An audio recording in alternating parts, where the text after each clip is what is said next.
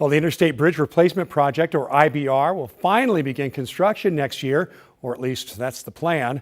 It still needs the Coast Guard to sign off on the proposed height of the new bridge.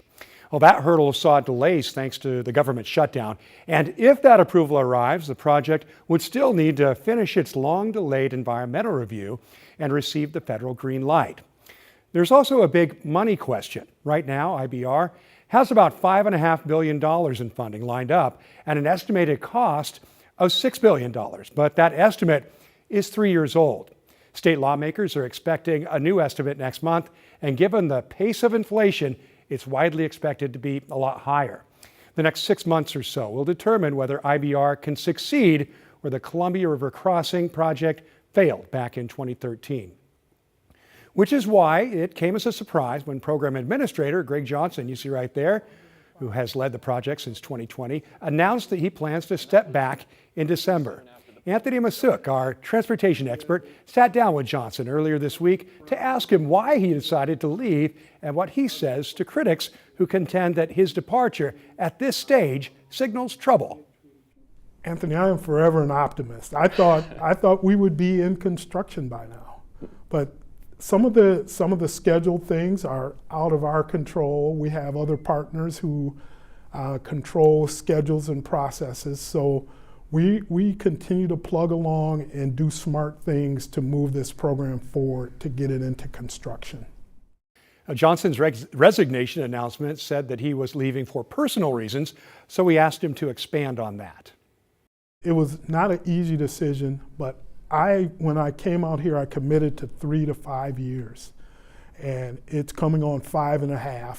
And I've been away from my home. I still have my house in Michigan. All my family is back in Michigan. I have a grandbaby on the East Coast and another one on the way. So those are things that pull at you, that make you say, okay, you've done what you can do out here. It's time to get back closer to family. Okay, there's the explanation for that. Then Anthony got down to business to help us all better comprehend where things stand on one of the region's largest infrastructure projects and get comfortable because there's a lot to cover here. Did it make you hesitate at all to be stepping away at this particular time as opposed to just trying to stick it out till construction?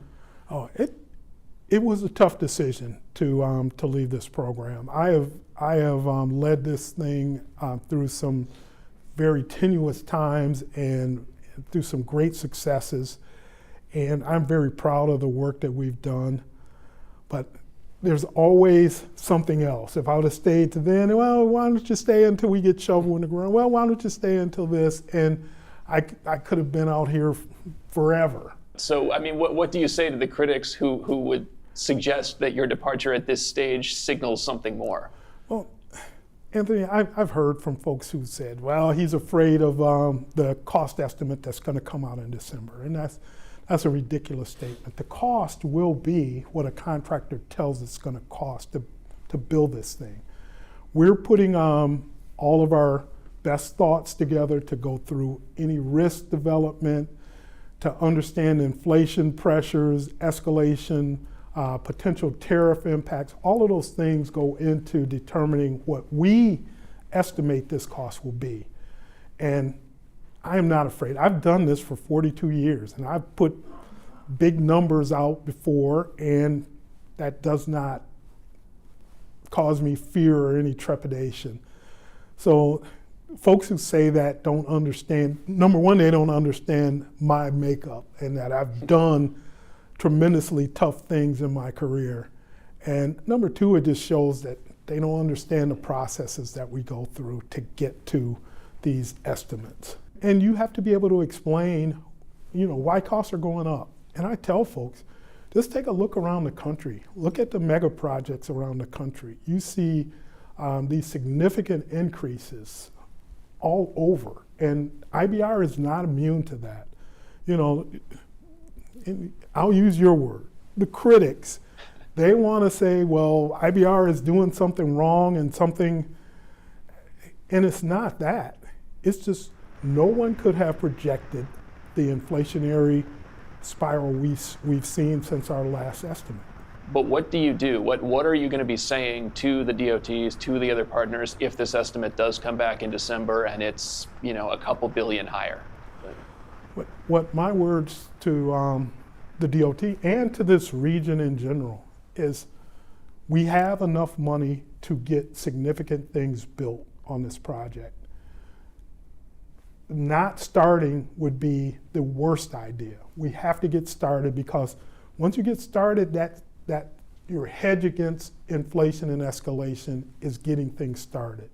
If you keep kicking the can down the road, you will be buried by these inflation and escalation costs. So it's going to be bigger than our previous estimate, no doubt.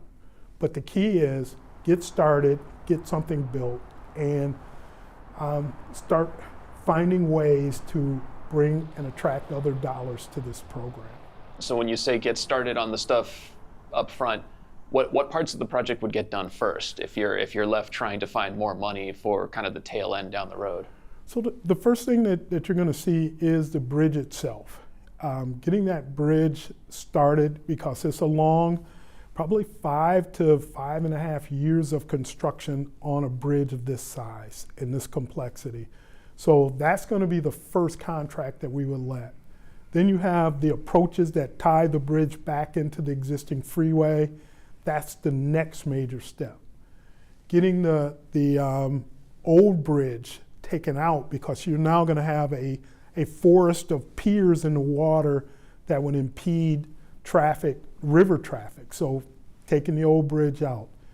Getting light rail up and running, getting that started is another major step in the process. So all of those things, and that's not the exact sequence, but that's a general sequence that you would see of things that would happen. Every big project, every mega project, someone told me this and I laughed when I heard it, it's a series of near-death experiences. So that's what mega projects do. You roll with the punches, you get back up, you dust yourself off, and you keep running. So I guess as you step away in December, I don't want to quite say a running joke around here, but just with the CRC before, just how long this has been going on, that just it's never going to happen, right? We're gonna talk about it till the end of time and never do it. So what do you think the odds are that this is it, that we get into construction hopefully next year, but if not, at least at some point, that this is going to be the time we do it? Well, Anthony, as I don't have someone from my team to kick me, I have 5.5 billion reasons why this is going to get started. Okay. So having that commitment, the partners are serious about getting this bridge underway. And not that they weren't serious the last time, they just didn't have the revenue stream that we have created for this program. So I think you're going to see this program move forward. I like that, 5.5 billion reasons why. All right, so Johnson's position obviously pretty clear there. There's enough funding to start construction no matter what.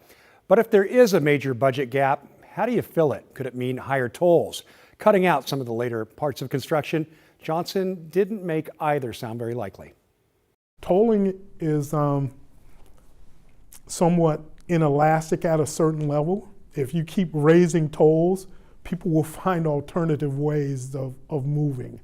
And so you don't want to get to that point where you're chasing people out of direction travel. So the commitment from both DOTs is the commitment to the modified locally preferred alternative. And that is the entirety of the 5-mile corridor.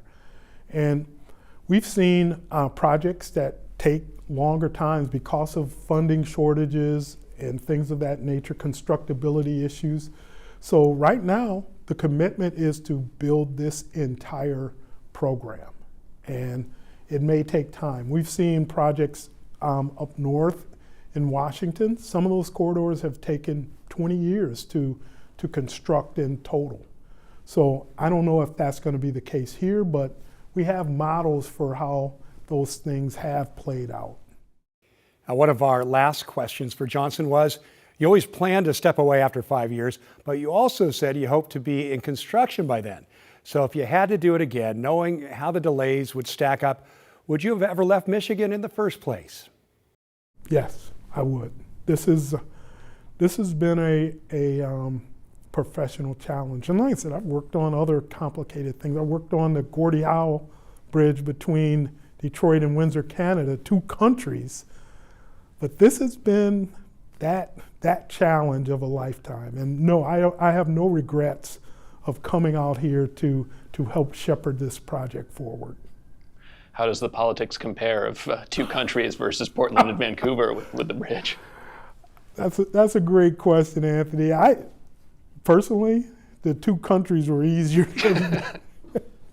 than what we have here, but it is it's been an interesting challenge. And no, I have no regrets about the time that I've spent out here. So my only regret is that I've missed family and the events, and I want to get back closer to that.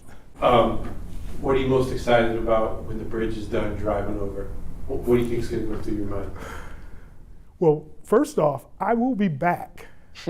I will come back to walk. I may be in a wheelchair or on a walker going across that bridge, but I will be back to see this bridge being open, because I'll think about the hard times. I'll think about the fun times. All right, so what do you think about the future of the Interstate Bridge project? Are you optimistic about it happening? Maybe you have thoughts about tolls on the bridge. A lot of people do, which are happening, by the way, if this thing moves forward. Email the story at kgw.com or call and leave a voicemail, 503-226-5090.